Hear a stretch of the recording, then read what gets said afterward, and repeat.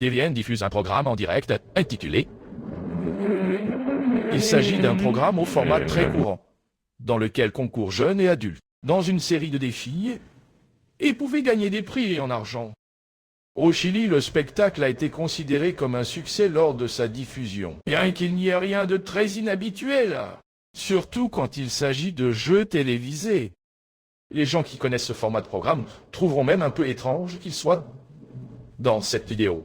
Car, généralement, rien de spécial ne se passe dans ce programme. Et pendant la majeure partie de son parcours, c'est ce qui s'est passé, les choses ne se sont pas produites.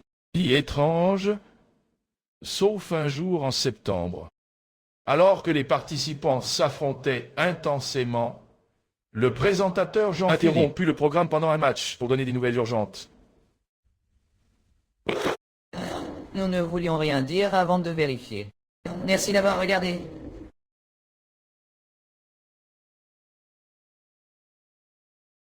Un terrible accident s'était produit ce matin-là. Pas pendant un programme télé, mais avec l'équipe de TVN. De Tanpa. Ils étaient à bord d'un avion militaire pour documenter les efforts de reconstruction après le tremblement de terre de 2010 qui a dévasté le pays. Cette équipe, qui comprenait les célèbres présentateurs, Bruce, ainsi que plusieurs employés, étaient en route vers l'île Robson Cruise, mais qui n'est malheureusement jamais arrivé, a interrompu le programme pour partager la nouvelle dévastatrice selon laquelle l'avion s'était écrasé dans l'océan. Et que tout le monde à bord était probablement mort, instantanément, y compris toute l'équipe TVA. Cette nouvelle choquante a eu des répercussions dans le monde entier. Principalement parmi les principaux animateurs de la station, oui, le pays tout entier et en particulier le réseau TVN a été dévasté lorsqu'il a dû faire un reportage. Ses amis et collègues étaient tragiquement décédés. Et dans les jours suivants, de nombreux corps flottants ont été retrouvés près du lieu de l'accident, avec des débris, et l'avion lui-même pointé. Il a été dit que le vol avait dû faire face à des vents très forts une fois arrivé à destination.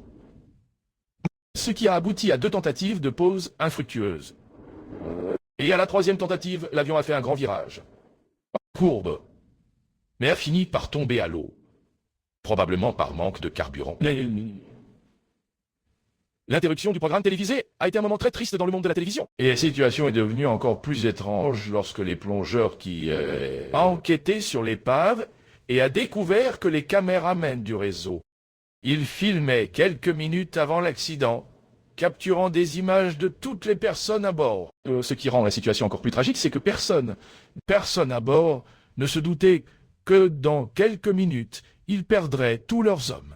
C'est vraiment effrayant de voir un groupe de personnes vivre leur dernier instant. Et ces images n'étaient pas la seule découverte troublante sur la carte mémoire de l'appareil photo. Il y avait aussi une série de 6 images intrigantes qui n'étaient pas immédiatement compréhensibles. Mais avec quelques ajustements d'images, certaines choses deviennent plus claires. Dans l'exemple le plus célèbre, il semble y avoir une surface, avec une quantité d'eau recouvrant l'objectif de la caméra pointille. L'image a été enregistrée après la collision de l'avion avec l'eau. Pour rendre les choses encore plus étranges, la carte mémoire qui contenait cette séquence aurait été trouvée dans une bouteille d'eau vide.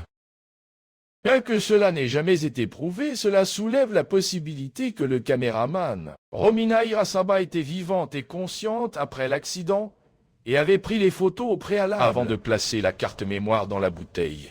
Cela suggère qu'il a été coincé à bord du navire endommagé alors qu'il coulait lentement au fond de l'océan sans espoir d'échapper à l'épave. Et à ce jour, ces images et l'interruption du programme télévisé provoquent un sentiment très inconfortable chez ceux qui le regardent. Et il y a quelque chose de fascinant à regarder en direct une course-poursuite policière. Ça peut être dû à l'émotion d'un danger imminent et au sentiment qu'à tout moment, quelque chose d'inattendu peut survenir. Regardez votre séjour se dérouler sans savoir comment cela va se terminer. Certaines de ces poursuites finissent même par avoir des fins amusantes. Devient connu pour leur absurdité. Nous faisions un voyage confortable. Il s'agit simplement de laisser le fugitif s'échapper. Point. Quelqu'un a pris la décision et a dit Laissez ce type partir. Tandis que d'autres poursuites se terminent par des désastres complets.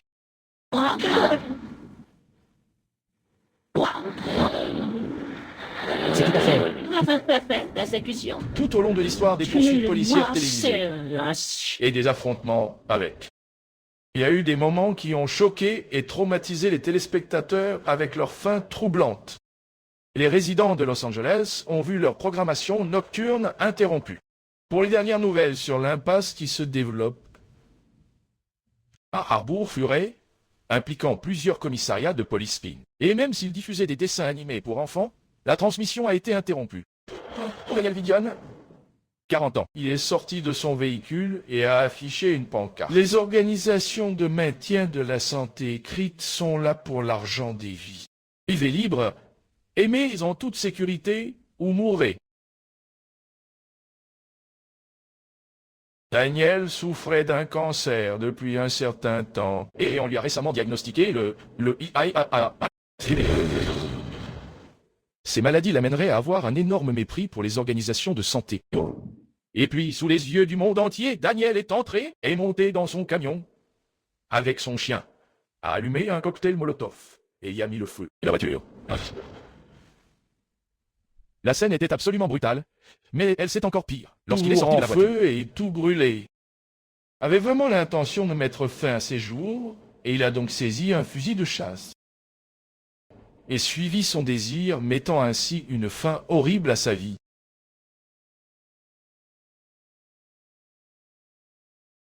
Des milliers d'enfants regardent leurs dessins animés préférés tout en poursuivant. Le rapport de police en direct se transforme en un cauchemar de relations publiques pour le réseau. La moralité de la radiodiffusion est remise en question, mais les audiences élevées maintiennent cette pratique. L'incident devient un excellent exemple de l'imprévisible de la télévision en direct. Cela conduit à des émissions plus similaires. L'un d'eux a eu un impact profond en juillet. Une poursuite à grande vitesse s'étant suivie et une camionnette blanche a percuté la police. Des hélicoptères ont transmis toute la situation. La police a utilisé un tapis de clous pour arrêter la voiture. Mais l'issue reste incertaine. Ils vont probablement laisser cela fonctionner. Voyons ce qui se passe. Il doit s'arrêter. Nous ne savons pas exactement ce qui s'est passé à ce moment-là. Point P. La police s'est approchée, mais les détails ne sont pas clairs. La caméra montre un bref instant de statique, avant de retourner au studio et de passer à une pause publicitaire précipitée. La confusion. Beaucoup changent de laisse le public perplexe pour suivre le résultat. Cependant, la réalité choquante se dévoile lorsque deux hélicoptères, dont un de KNV XTV et un autre de KTV1, transmettre la persécution. Cela entraîne la chute des deux, l'avion et la mort des 4 occupants à bord. Les images poignantes ont été diffusées en direct. La tragédie a laissé une profonde impression, d'autant plus que certaines des personnes qui ont couvert l'incident, connaissances et amis des victimes. La scène devient l'une des poursuites policières les plus sombres jamais enregistrées. Oh mon Dieu. Oh mon Dieu. Les chiens et tout ça, 15 et 3 viennent d'avoir une collision entre les biens. Je viens.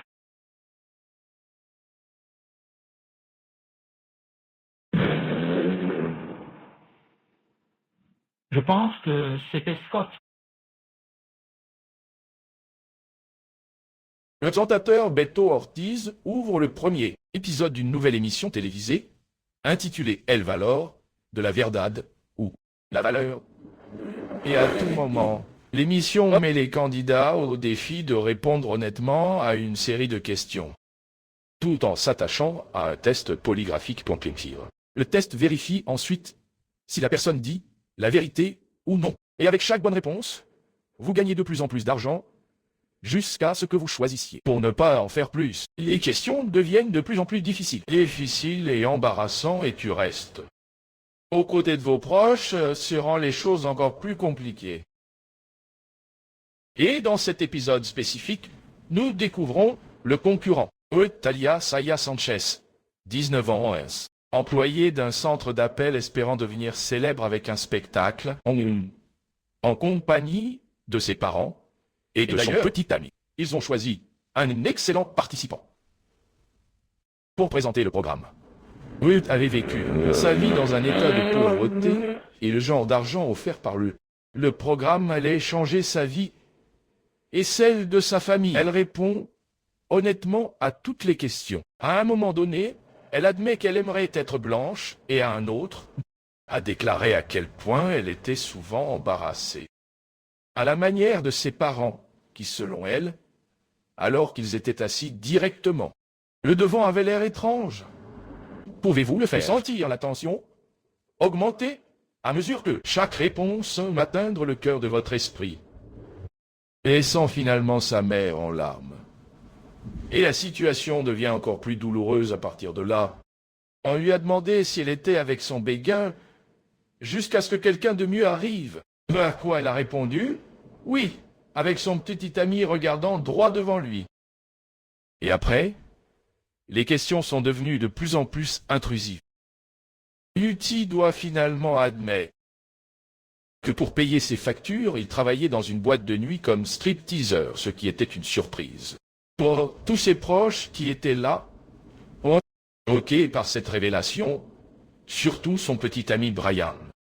Ce fut une révélation qui nous amène à la question finale et la plus douloureuse de tout. Avez-vous déjà accepté de l'argent en échange de relations sexuelles? Une question à laquelle elle a répondu avant de mettre fin brutalement sa participation au programme.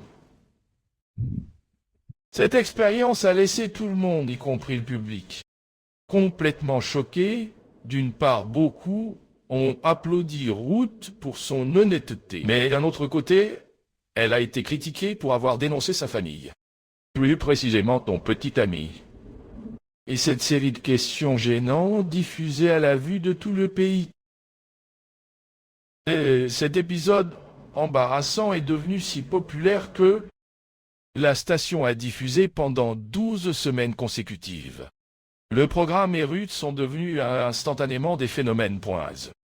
Et d'une certaine manière, cela a apporté à Ruth une partie de la renommée qu'elle désirait si désespérément. Faire des apparitions dans divers programmes d'information. La semaine suivante, devenant un nom familier au Pérou.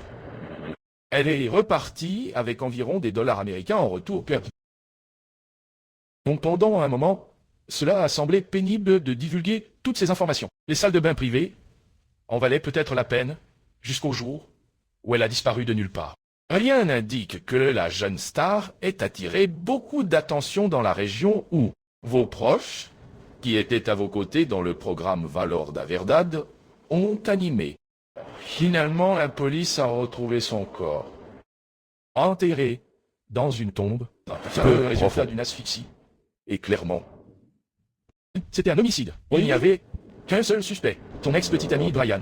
Juste avant que Ruth ne disparaisse, elle est apparue à la télévision avec très peu d'énergie, mentionnant qu'elle et Brian s'étaient séparés. Probablement dû à la gêne provoquée par la série. Brian a avoué son rôle dans la disparition de Ruth, irrité par l'embarras du public. La publicité qu'elle lui faisait et estimait qu'il méritait une part de l'argent qu'elle avait gagné. Brian a visité la maison de Ruth, l'a droguée avec des somnifères, l'a attaquée et tuée, et ensuite enterré son corps dans l'espoir qu'il ne soit jamais découvert. Des années plus tard, Brian a été reconnu coupable du meurtre de Ruth et condamné à la prison à vie. La valeur de la vérité est restée une série populaire pendant des années jusqu'à ce qu'il soit mis hors ligne, laissant une série de souvenirs. Des inconnus dans l'un des moments les plus sombres de la télévision.